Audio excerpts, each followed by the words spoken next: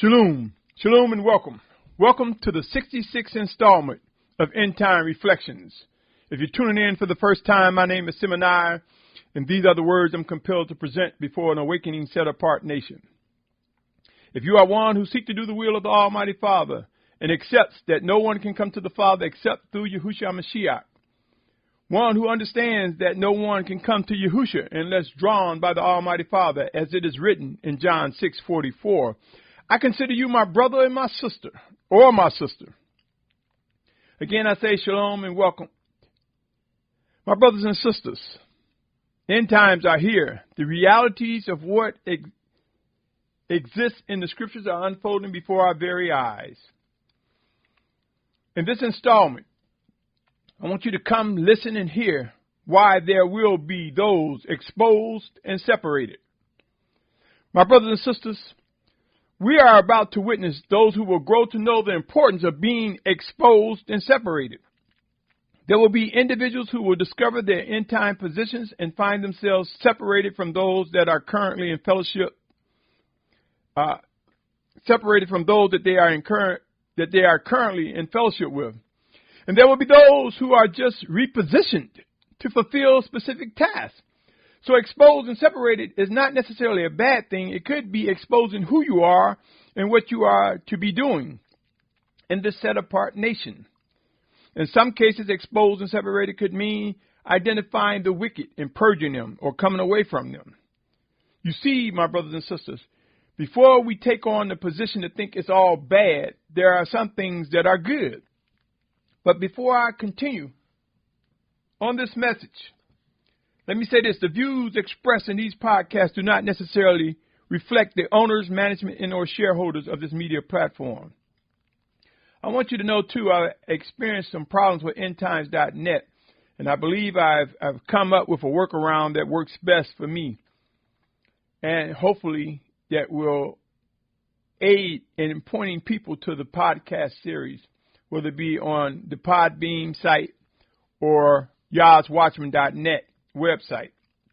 Using the word endtimereflections.net should take you to that page and more. Come and visit, my brothers and sisters. With that said, Yashar'al, my brothers and sisters, are you ready to see how two simple words can be of vital importance during these end times, exposed and separated? Let me read Revelation 7, chapter 2 through 10. It says, And I saw another messenger coming up from the rising of the sun, holding the seal of the living Almighty One. He cried with a loud voice to the four messengers to whom it was given to harm the earth and the sea. Do not harm the earth, nor the sea, nor the trees, until we have sealed the servants of the Almighty One upon their foreheads. And I heard the number of those who were sealed, 144,000, sealed out of all the tribes of the children of Yashar'al. I want you to drop down in that same chapter to verse 9 and 10. After this, I looked and saw a great crowd, which no one was able to count, out of all nations, tribes, peoples, and tongues, standing before the throne and before the Lamb, dressed in white robes and palm branches in their hand, and crying out with a loud voice, saying, Deliverance belongs to our Almighty One, who sits on the throne, and to the Lamb. I say to you, O Yashar'al, many people believe the center of attraction is just 144,000. I submit to you, those that will be gathered from the four corners of the earth will be representative of the 144,000 and a great multitude. I submit to you that this chapter is also saying those that are sealed are not just 144,000. You see, my brothers and sisters, when we read the text and depend on the text, our comprehension sometimes is distorted. We get different meanings. Sometimes we get the wrong interpretation. And we want to just say that it was just 144,000 sealed. The seal of Yahuah, my brothers and sisters, are on his children, whether you know it or not. That includes the great multitude. That includes us as well. If you doubt whether the trees, the earth, and the seas have been harmed, look around. Look at climate change. Look at the damage we've done to the earth. Look at the pollution and many other things that have occurred. I assure you, the earth has been harmed. The seas have been harmed. The land, the air has been polluted. Global warming and climate change are real. The journey is real, my brothers and sisters. The emergent actions that we will see will prove that end-time prophecies are being fulfilled. But make no mistake, the Almighty Father Yahuah has a plan, and he sent his word in the name of Yahuah, in the name of Yahusha, and he sent his spirit in the name of Yahusha. John 14:26 is what I'm referencing. There will be a final exodus. Consider these words of which I read often. Isaiah 11:12. He shall raise a banner for the nations and gather the outcasts of Yashar'al and assemble the dispersed of Yehudah from the four corners of the earth. Many people don't understand that the dispersed of Yehudah will also have some sojourners, some Gentiles, who are made one with us by Yahusha Mashyach. They would think it's saying just Yehudah.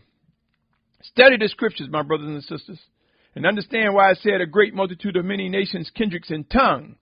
But they will come under the banner of Yashar'al.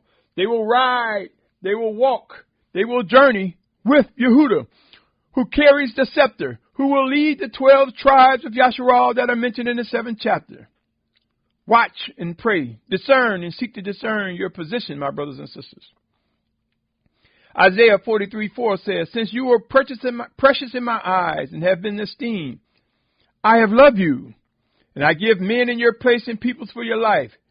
Do not fear, for I am with you. I shall bring your seed from the east and gather you from the west. I shall say to the north, give them up, and to the south, do not keep them back. Bring my sons from afar, my daughters from the ends of the earth.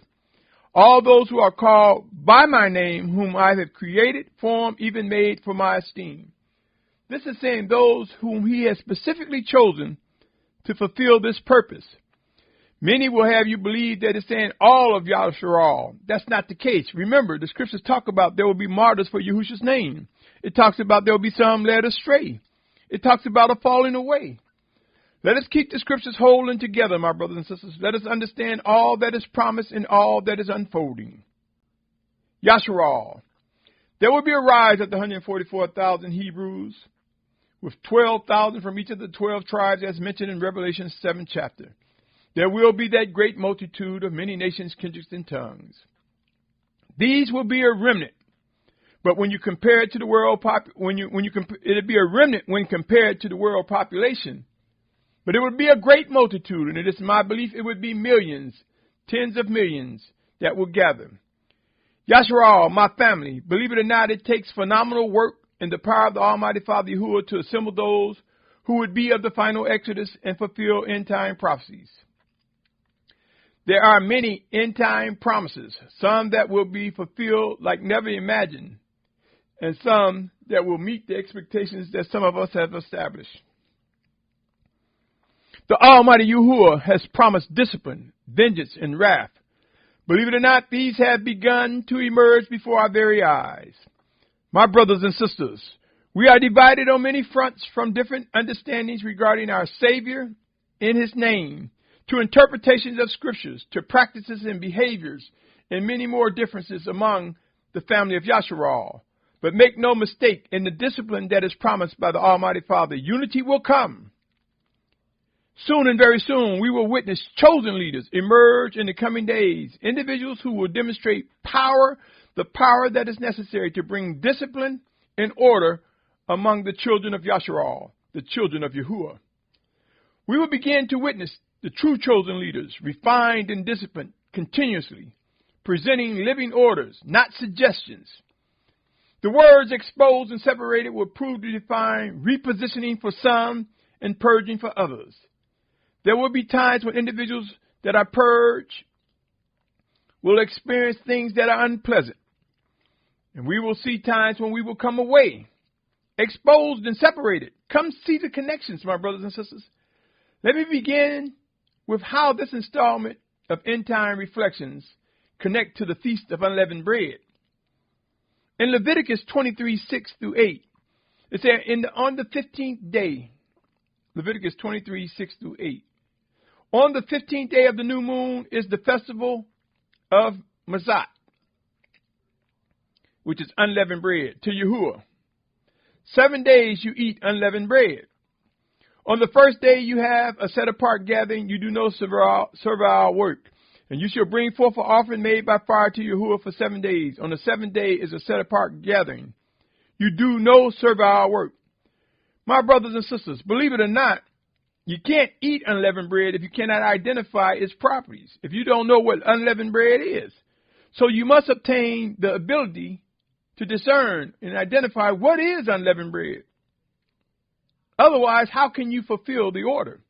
Second, it would be wise to know how to prepare unleavened bread so that the task ordered can be obeyed successfully. Now allow me to take you to this. So when I say exposed and separated, you must expose what's in the package. What is that? Is it unleavened bread or not? And if it's not, you must separate it. Matthew 10:34 through 39 says, do not think that I've come to bring peace on the earth.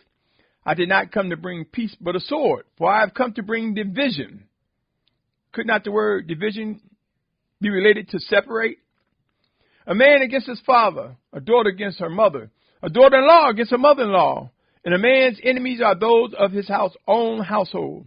He who loves father or mother more than me is not worthy of me. And he who loves son or daughter more than me is not worthy of me. And he who does not take up his stake, not the stake of others, his stake, your responsibility, and follow after me is not worthy of me. And he who has found his life shall lose it. And he that has lost his life for my sake shall find it. We must be able to identify what these words mean. We must begin to yield to the separation that is necessary once things are exposed and move towards the good. Matthew 19:29 and 30 reads, and everyone who left houses or brothers or sisters or father or mother or wife or children or lands for my name's sake shall receive 100-fold and shall inherit everlasting life. But many who are first shall be last, and the last first. That was Matthew 19:29 and 30. Moving to Matthew 24:4 and 5. And Yahusha answered, said to him, take heed that no one leads you astray. For many shall come in my name, saying, I am the Messiah, and they shall lead many astray. You see, my brothers and sisters, exposed and separated. It must happen to avoid being led astray. 2 Thessalonians chapter 2, verse 5 through 8 says, do you not remember that I told you this while I was with you? And now you know what restrains for him to be revealed in this time. For the secret of lawlessness is already at work. Only until he who now restrains come out of the midst. And then the lawless one shall be revealed, whom the master shall consume with the spirit of his mouth, and bring to naught the manifestation of his coming. We are the restrainer, my brothers and sisters. The final exodus must come to be before the fullness of he who is known as the anti-Messiah will be magnified. Soon and very soon. I have reason to believe that it may be that we have less than 3 years before we see the magnification of the final exodus being fulfilled. Are you prepared to work? Are you prepared to understand, discern, and identify what steps must be taken, what steps will be taken, what is expected of you? My brothers and sisters, while many fail to discern the details and processes necessary for completing end-time tasks, soon we will witness those exposed and separated, some for the good, and some will be on the receiving end that is not so good. There will be actions, my brothers and sisters, demonstrated, followed with the power necessary to fulfill what is ordered by the Almighty Father. Choose your position wisely, my brother, my sister. Ask questions, begin to discuss, pray, and more than anything, learn to listen and discern the voice of the Spirit of Yahusha as he works in us, through us, one towards another, as he worked through his chosen leaders. My brothers and sisters, there will be actions that are necessary, that must be taken. Choose your position wisely. Remember, it is written in Matthew 10:26, therefore do not fear them, for whatever is covered shall be revealed. Could that also say be exposed? and whatever is hidden should be made known. Could that reinforce being exposed? And just to be exposed is not enough. We must then know when to act, when to be separated from the things that are not fruitful, my brothers and sisters. Be encouraged, my brother, my sister. Our redemption indeed draws near. There is much work to be done. Stay tuned, for there are many more words to come. Until next time, I bid you, my brother, my sister, my family, Shalum.